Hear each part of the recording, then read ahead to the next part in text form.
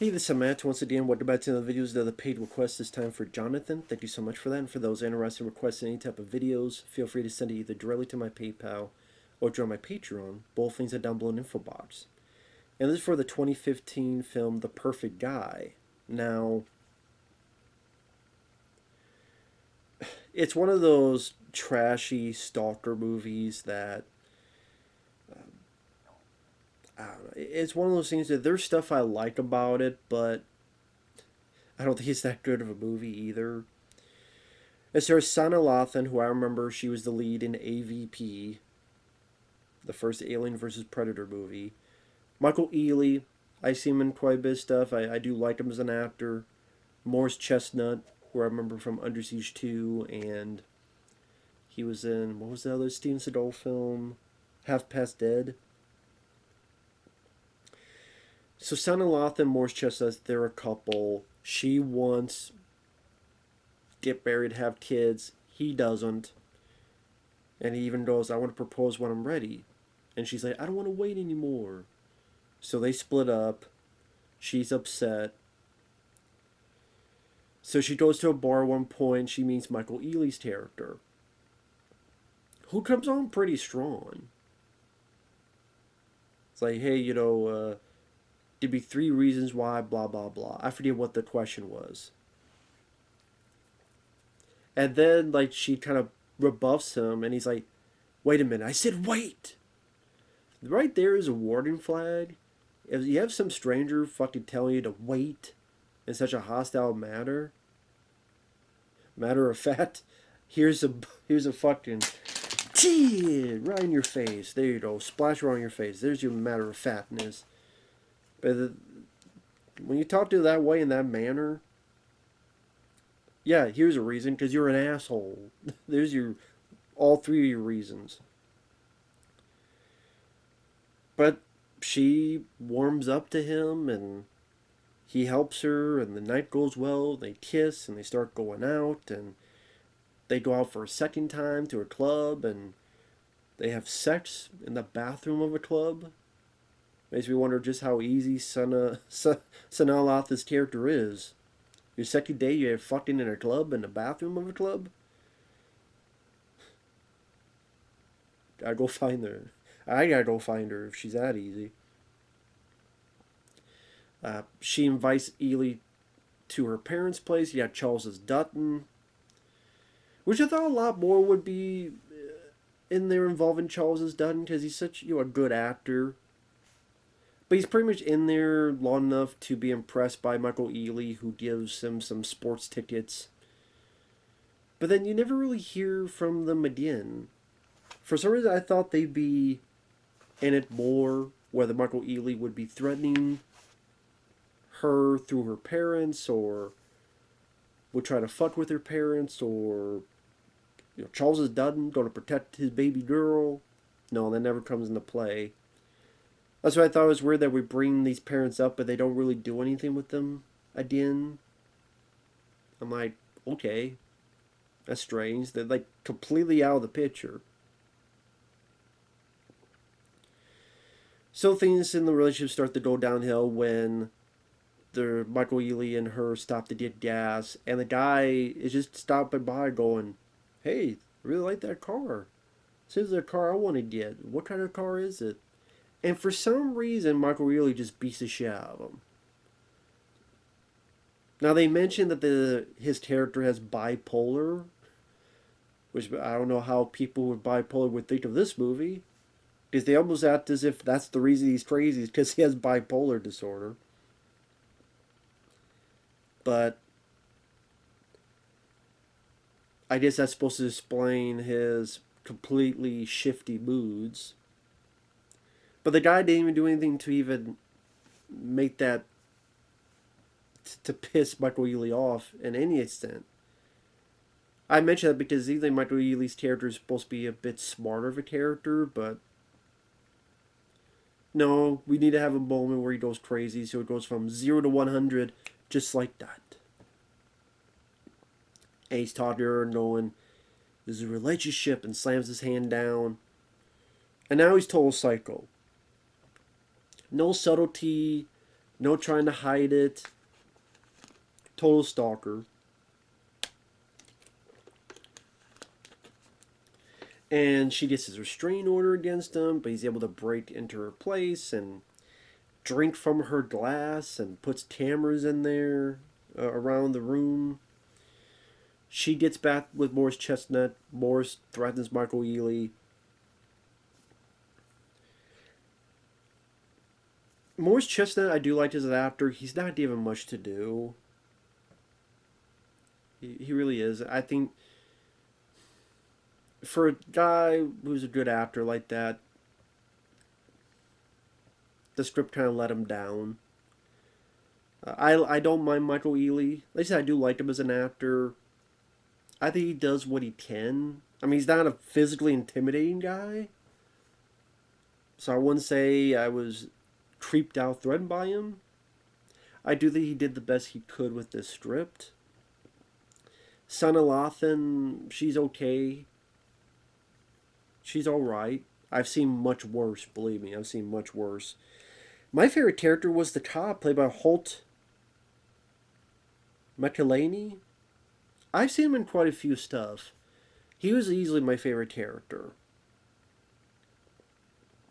Because he's trying to do the best he can to help her, but he's like, listen, I can't just keep bringing the guy in. I do need evidence. Because you tell that he does care about the situation. He does want to listen to her. He does even believe her. But at the same time, he's got to follow the protocol of police officers. I would say my favorite part of the movie, two of them involved him. One was when he's talking to Michael Ealy, and when he's leaving, he just shoves Michael Ealy to the wall and hurts him and goes, "Oh, you hit your head? Tell you, you have to be more careful." And then there's a bit where he tossed to Sanaa Lathan and says, "I gotta go on break." What? Really? No, I gotta go on break. There's a coffee shop right across the way. Just saying. And then she follows him. And it's kind of his smarter, subtle way of telling her what she can do. Saying, well, I can't tell you anything about this. But I can say that I remember hearing the story about this one guy. Pretty much like trying to have a good workaround of, I don't want this biting me on the ass. This is the best way where we could get out of this legal wise. But at the same time, I don't give you this information where, well, I heard from a friend of mine that, let's say this guy had a shotgun, right? And there might have been an intruder that came by. And with the shotgun, what the person did was put 2 beanbag rounds at first. See, the reason the guy did that was because, I mean, if you shoot him once, that'd be called murder. But if you use non-lethal force, because that's what the beanbags are, non-lethal force, you shoot him once, maybe twice. He doesn't get the hint, the intruder. Then the third shot maybe would be a shotgun shell. Then maybe that would be, yes, you've given some warning shots. Now it would be self-defense. Maybe after that would be justifiable. And she's asking questions, which I can appreciate because she's not an expert on this. So if she's a newbie, yeah, she would not know a whole lot of this stuff. So that whole scene I thought was kind of something I haven't seen a whole lot done before. Like the way the cop character did that, I thought made him seem a bit smart, a bit clever.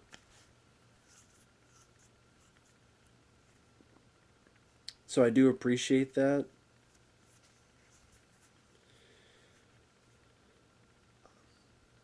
And then you have the confrontation between her and Michael Ealy at the end there. There are some moments that make you question what the fuck. Like for example, there's a bit with Morris Chestnut and the girl, they're having sex in the shower. And Michael Ealy is literally just outside the shower watching them. I get that you're having fun in the shower, but And yeah, that's a lot of horror films, to be fair. A lot of slasher films where they're showering, they don't know that the killer's right outside the shower. So I get that. I mean, if I complain about that, how many Friday 13th films did that? Like part 4, the final chapter. But at the same time, didn't they say, "Hey, who's out there?" At least they said that. I remember someone going, "Hey, you want to come on in?" And they got soap in their eyes or something. So even then, they kind of justify it more in a Friday 13th film than here. It's just he's literally watching, and they don't hear a fucking thing. They don't notice a fucking thing. And I don't think they don't have soap in their eyes. Or there's this whole bit where Michael Ealy had filmed her and Morris Chestnut having sex. I guess posted at her workplace. Which she gets into trouble, and I'm sitting there going, do you really think she would post this? It's because, and obviously they would know that she's being stalked.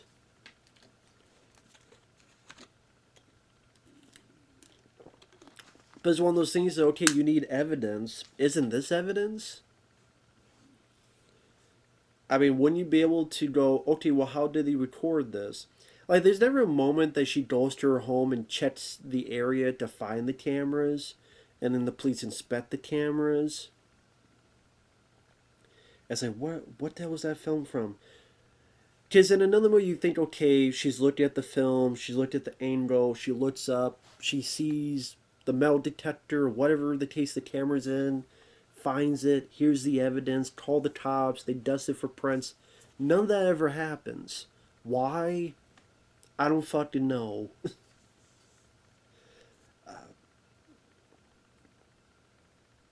And spoiler alert, Morris Chestnut doesn't make it because, like I say, he's at the very beginning, then he disappears for a good chunk of it, then he comes back for a little bit to confront Michael Ealy or have sex with the girl in the shower.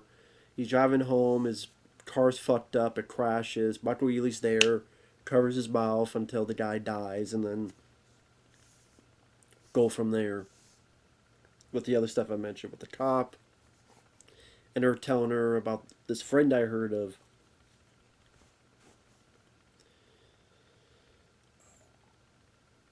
And thankfully they don't do the whole you think the guy's dead, but then he comes back 2 or 3 more times like he's Jason Voorhees. They don't do that, so that way it doesn't feel too overlong. So it's not the worst movie I've seen. Like I said, I do like the cop Hulk McElhaney. I kind of wish the movie was more about him, honestly. It does kind of remind me of films like there was that one called Obsessed. I think Beyonce was in it, and Ali Larter from Final Destination 2. And there's a lot of other movies this remind you of. Kind of like a little bit more slick looking Lifetime movie. I say this is a movie that would be on Lifetime channel. The thrill section, along with those movies with Eric Roberts and other movies.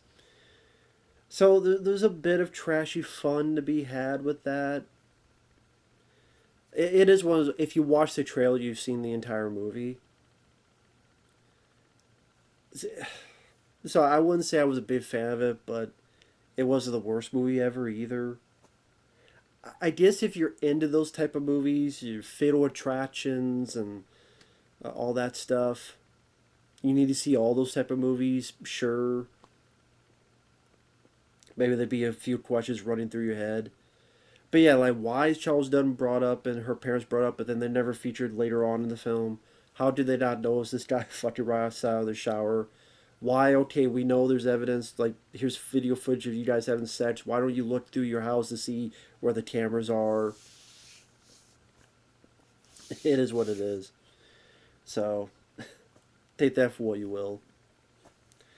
Thanks for watching. Take care. We'll see you guys later. Bye bye.